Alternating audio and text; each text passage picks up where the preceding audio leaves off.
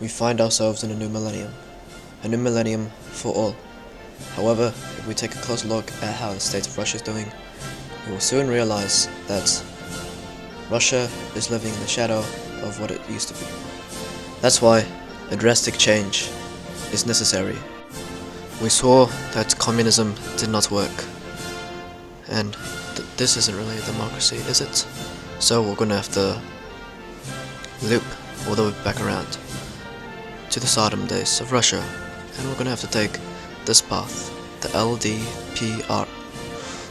We first obviously have to win the elections if we want to even stand a chance against Putin and the oligarchs. Now, one of our biggest ambitions as the Sodom of Russia is to not only reintegrate all of our territories lost from the Soviet Union collapsing, but also expand so much that the vastness of our empire outranks us in our prime, territorial wise, that is. But if we want to do that, we have to look first to our economy whilst the elections are going on in the background. Now, the wise thing to do before we make enemies throughout the world is to do some diplomatic trade with them, so we can utilize their resources. Now, just a note, I've not played Millennium Dawn in quite a while, but I'm going to use this influence mechanic to my advantage to integrate, or try to integrate, the Republic of Ukraine. And we are not only going to influence Ukraine, but also nations with high Russian influence, which are pretty much in our grasp of annexation. We've already puppeted a minor nation south of Asia. I don't know how to pronounce it, I'm sorry if I absolutely butchered that, but that's besides the point.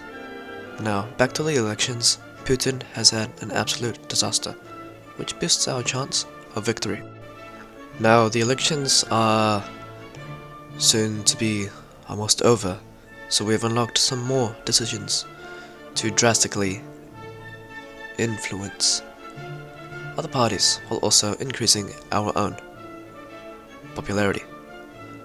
Now, after a few months or weeks or whatever, we actually triumphed over other parties. However, we did have to form some coalitions, but that was inevitable. We will soon try to undermine the other coalition parties to make us the one dominant ruling party over Russia. But more importantly, we unlock a new side of the focus tree. Now, with our ideology change, all nations that were formerly in the CSTO have left us, except for our puppets, obviously. But now the entire world knows that the Russian government has changed, and we do not want to be the underdog and only a shadow of what we used to be. So,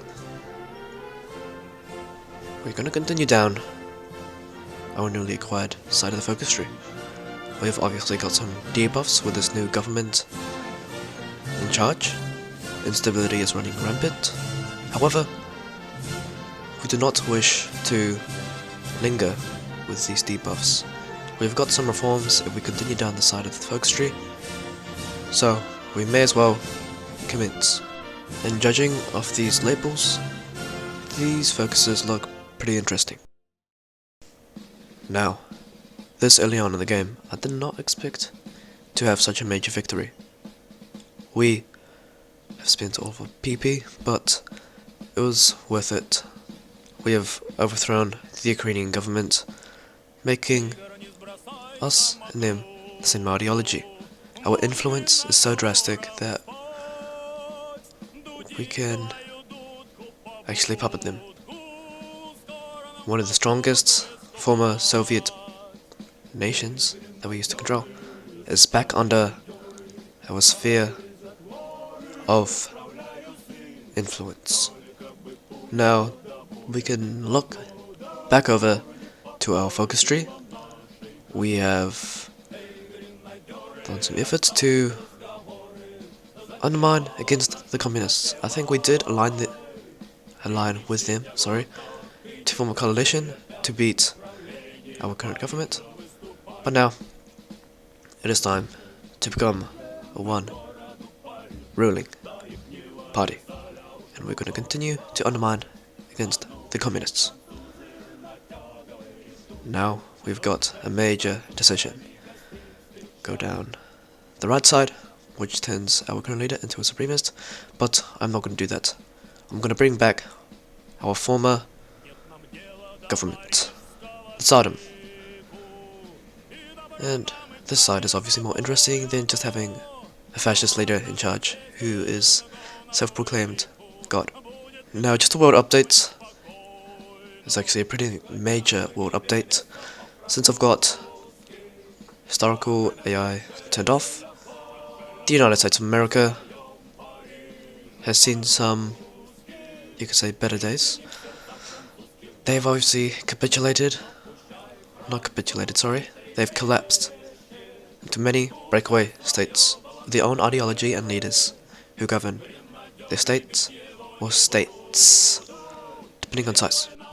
Now, funnily enough, turns out the heir to the throne of leading NATO is none other than Turkey. Who could have seen this coming?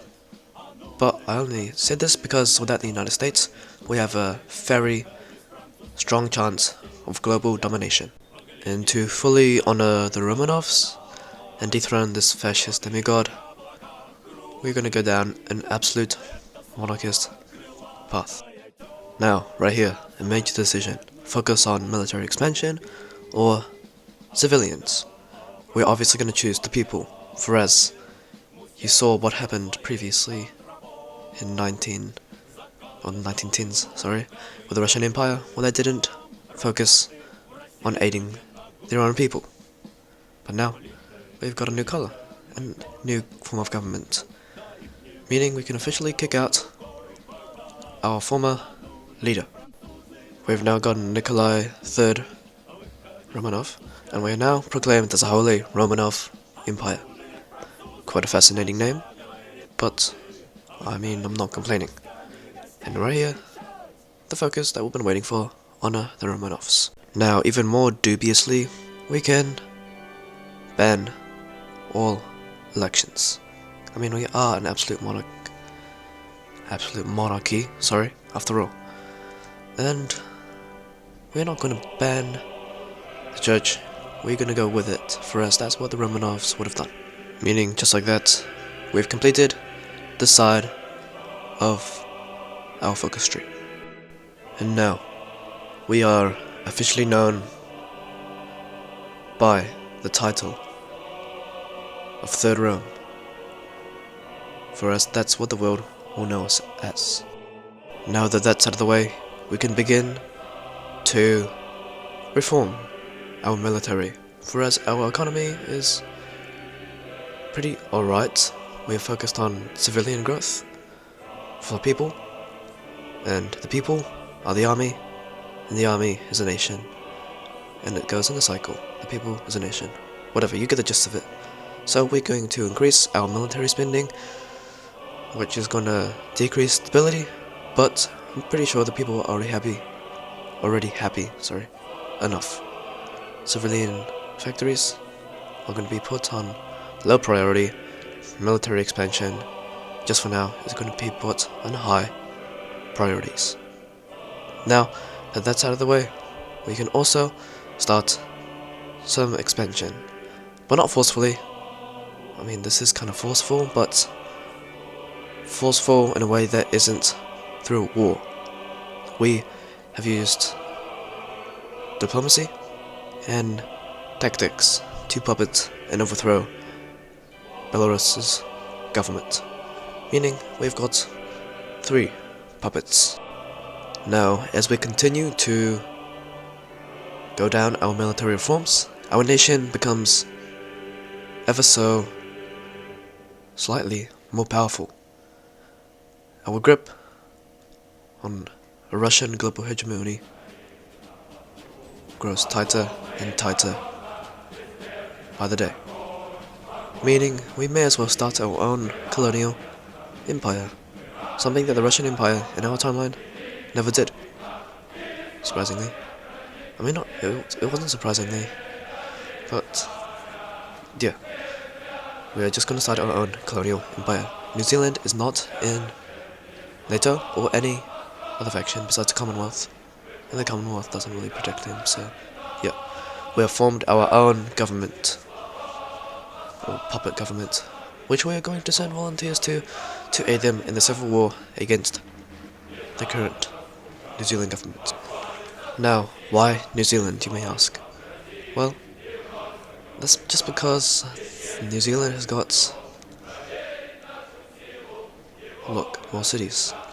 New Plymouth, Wanganui, Palmerston North. The Davises have actually put content, or more content, than most mods would for a small country like New Zealand. Now, that's besides the point. Our troops managed to break through New Zealand's front lines, capturing the capital city, Wellington. We captured Hastings and Palmerston North. Our tank division up north was able to move up and encircle the majority of their army. New Plymouth was encircled, we were straight up with that, also captured that, making our way over to Tauranga, Hamilton, which soon fall, leading to the biggest city, Auckland, to fall. New Zealand is basically now under our control. Now, just a message, you guys probably don't care, but Palmerston North Boys High School, please sign me. I would be a good addition to your school. Anyways, sorry for that little interruption. Back to the video. Taking a look to the far left of our focus tree, we can actually begin some real reforms, you could say. This is mainly just expansion, but some focuses are pretty interesting, like this one.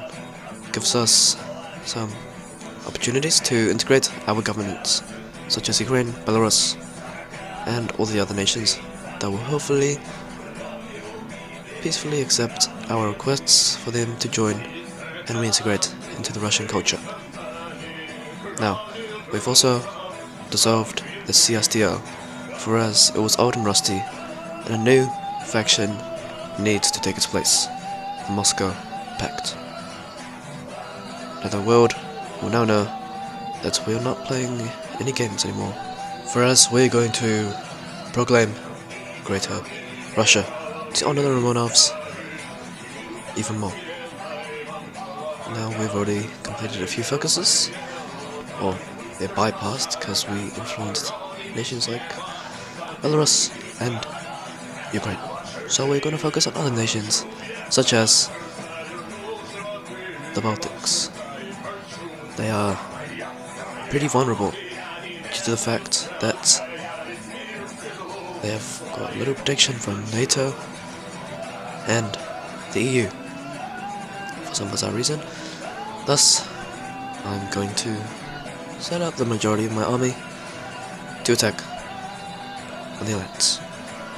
Now, actually, I send them ultimatums, for them to peacefully integrate back into Russian society. Estonia gracefully accepted Wise decision on their behalf, but Latvia and Lithuania did not, meaning I'm going to forcefully annex them and integrate them over time. Now, even more expansion. This one's just going to be a minor one. It's in Transnistria. I mean, they were already, pretty much a puppet of our government, but now they are more of a puppet, closer to annexation. Now we're also going to look over to the Central Asian nations that broke away from us.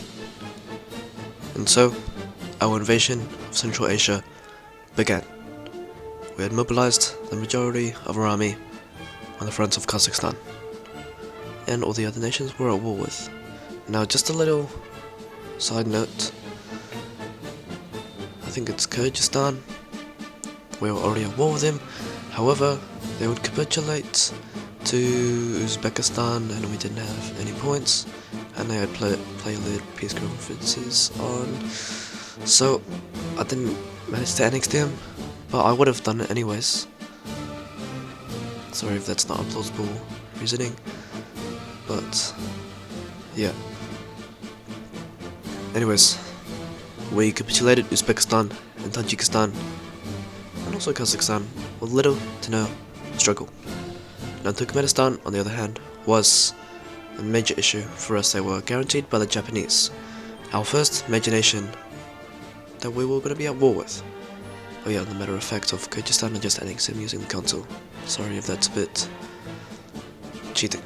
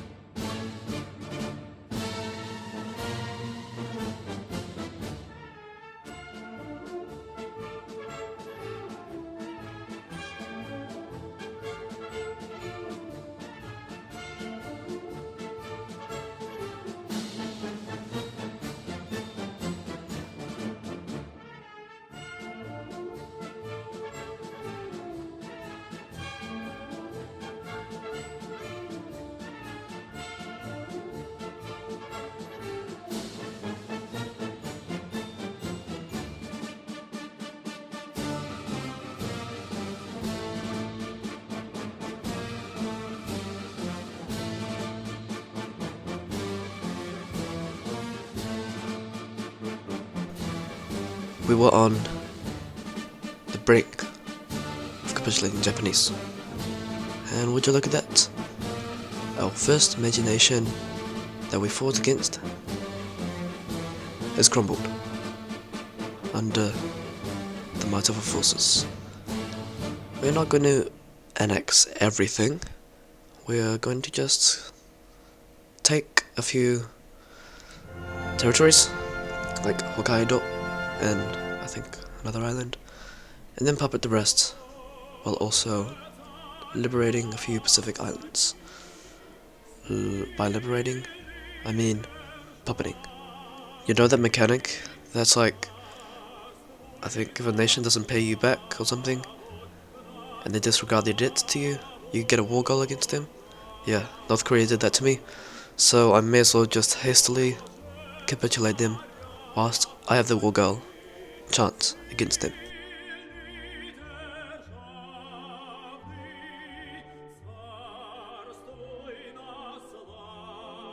We were on the outskirts of Pyongyang, and once we captured it, North Korea had officially capitulated to Third Rome. We're going to forcibly annex everything and hopefully integrate them into our glorious nation. And yeah, we had a decision, or event actually, which gave us a war goal on South Korea. And we would also try to invade one of the strongest, if not the strongest, nation right now, besides us, obviously, because the United States have capitulated. So, the Chinese People's Republic stood quite defiant. They had amassed numerous divisions. The quality of their army was also quite immense. However, once we took care of the southern threat down in South Korea, we focused all of our forces to march into major Chinese cities. Once we broke through the defenses in Manchuria and on the Western Front as well, we were able to not only march into JB Sangma, but also major cities, like I said, such as Beijing, Xingzhou, Qingdao, and so many other major cities that I do not know how to pronounce because my pronunciation is so horrible.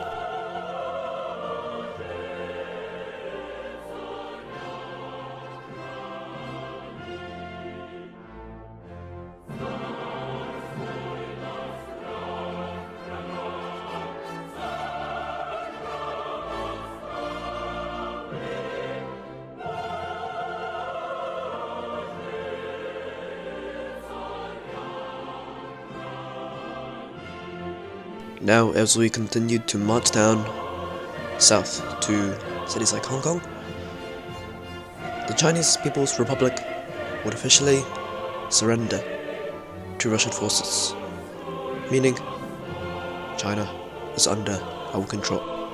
And we can also continue, not in Asia this time. Actually, is this Asia or not? Armenia?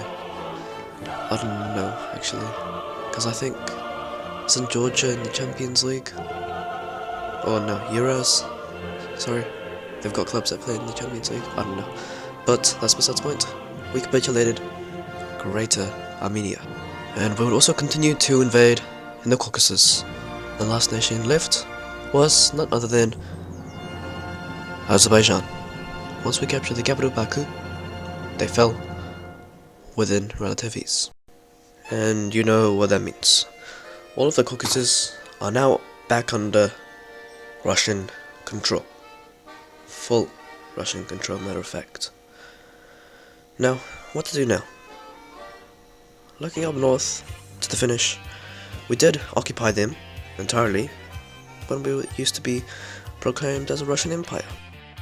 And initially I tried to annex them through diplomacy, but they violated some laws or whatever. I don't really know what the decision said, but all that I care about is a free war go on a sizable nation such as Finland. So, let's get this done and over with.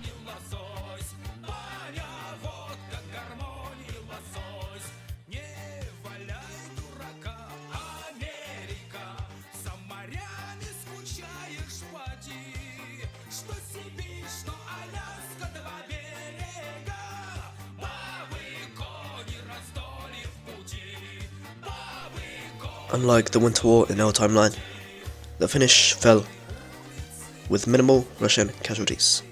We are obviously going to assimilate all of it back into our glorious nation called Third Rome. Mongolia is a puppet of ours, but we'll slowly integrate them over. Now, what to do now? We're going to take a quick detour in Moldova. Since we've already annexed Transnistria, we may as well reconquer Moldova. Now, Turkey, they've left NATO, meaning they are quite vulnerable, and we can continue our Russian crusade down south. Actually, it wasn't only Turkey that we would invade. We were at war with the majority of the Middle East, since Turkey guaranteed, I think, Saudi Arabia, and Saudi Arabia guaranteed Turkey. Also, Saudi Arabia did much of their own expansion, meaning they have puppets such as Iraq, Yemen, Oman, the UAE, Qatar, Bahrain, Kuwait, Jordan, I'm not sure, but that's pretty much all of it.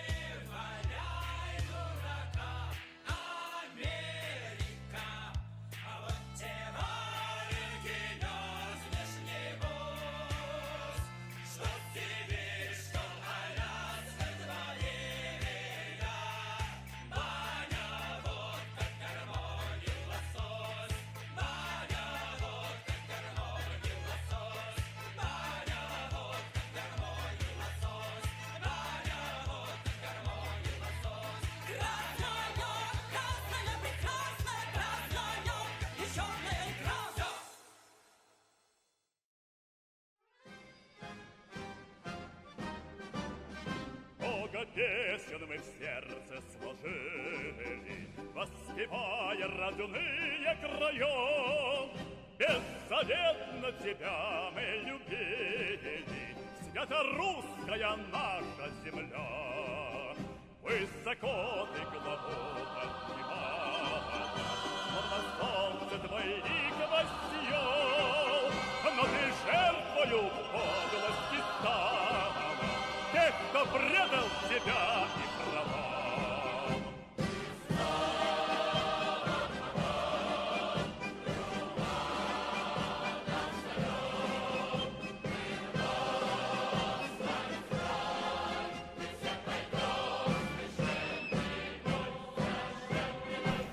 We were on the outskirts of Mecca, and it was looking hopeless for the Saudis and its puppets.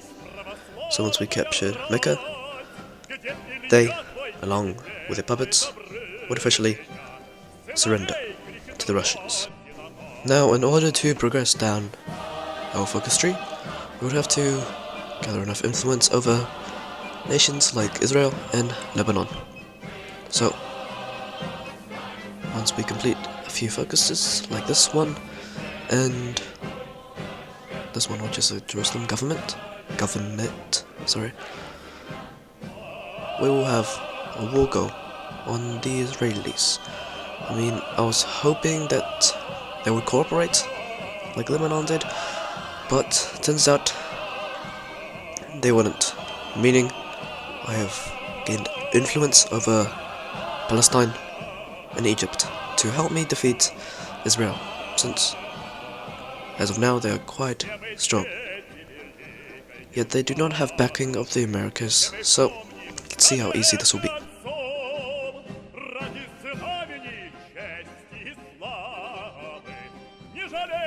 And just like that, Israel has capitulated to us.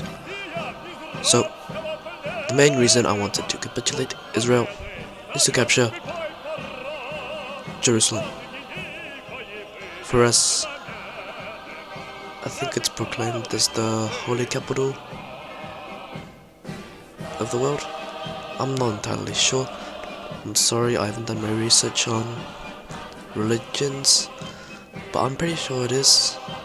Isn't like Jesus' birthplace southern of Jerusalem? There is a high Jewish population here, and Muslims in this region is quite high. The population of it, I mean. So, now, all, or practically all, of Arabia is in the Moscow Pact. Now we can continue our Russian crusade. Not where the crusade took place, but in a different place, Europe. We have already got an alliance with Bulgaria. They defeated Macedonia, and also Romania accepted our invitation to join our faction. Pretty wise of them. I mean, it was inevitable there would be an faction anyways, because you can see the size of our army compared to this. We're not going to stop there. We're going to continue our rampage through Eastern Europe, starting in Poland, Czechia, and Slovakia. We have managed to puppet Slovakia. We have got 2 civil wars ongoing there, one in Poland and one in Czechia.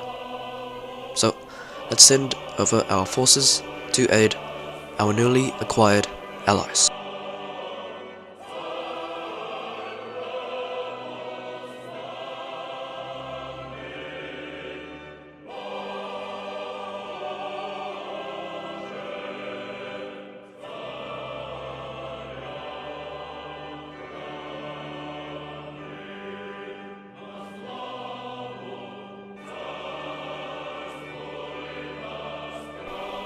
Now, with the capitulation of the former Polish government, the Kingdom of Bohemia takes up the Czech government, and the Kingdom of Poland takes up the Polish government.